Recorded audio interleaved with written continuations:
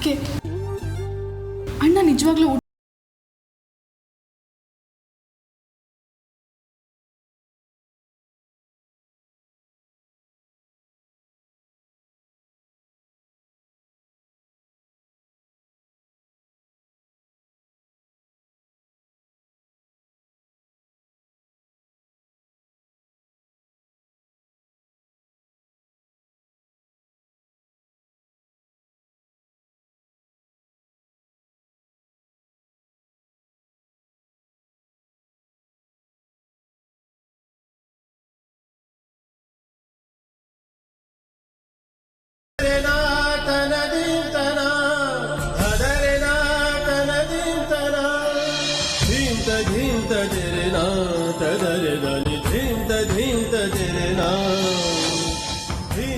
ಯಾಕಂದ್ರೆ ನೀನು ನನಗಿಂತ ಒಳ್ಳೆಯವಳು, ಅದಕ್ಕೆ.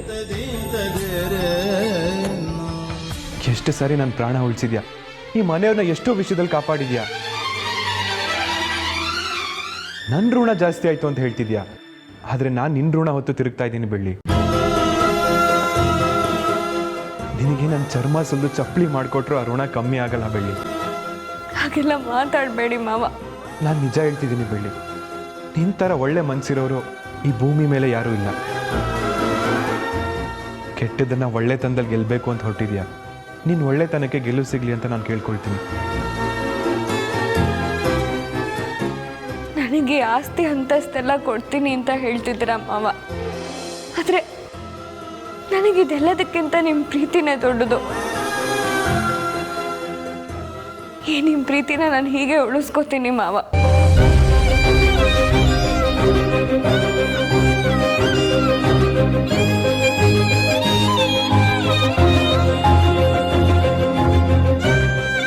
ಸ್ವಾತಿನೇ ಧೈರ್ಯವಾಗಿ ನಿಂತಿದ್ದಾಳೆ, ನೀನು ನೋಡಿದ್ರೆ ಅಳ್ತಿದ್ಯಲ್ಲ. ಧೈರ್ಯವಾಗಿರು ಸ್ವಾತಿ, ನೀನಾದರೂ ಹೇಳು.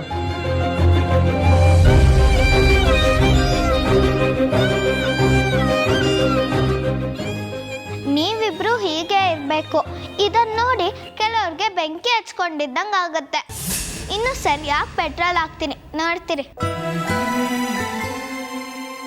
ಮುತ್ತು ಮಾವ, ಒಂದು 10 ನಿಮಿಷ ಅಷ್ಟೇ, ಬೇಗ ಬಿಸಿ ಬಿಸಿಯಾಗಿ ಅಡುಗೆ ಮಾಡ್ಕೊಡ್ತೀನಿ. ಎಲ್ಲರ ಜೊತೆ ಒಟ್ಟಿಗೆ ಕೂತ್ಕೊಂಡು ಊಟ ಮಾಡಿವ್ರಂತೆ. ಸರಿ ಬೆಳ್ಳಿ. ಅಯ್ಯೋ ಸ್ವಾತಿ, ಬೇಗ ಬಾ, ಮುತ್ತು ಮಾವಾಗ ಅಡುಗೆ ಮಾಡೋಣ.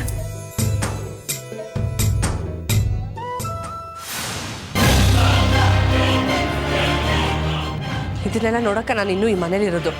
ಮೊದಲು ನಾನು ಇಲ್ಲಿಂದ ಹೋಗಬೇಕು ಅಂದ್ಕೊಂಡ್ರೆ ಕಳಿಸ್ಬಿಡ್ತಾರೆ. ಈ ಸಾಮ್ರಾಜ್ಯ ನಮ್ದಾಗಬೇಕು ಅಂದರೆ ಸ್ವಲ್ಪ ಸಮಾಧಾನವಾಗಿರು.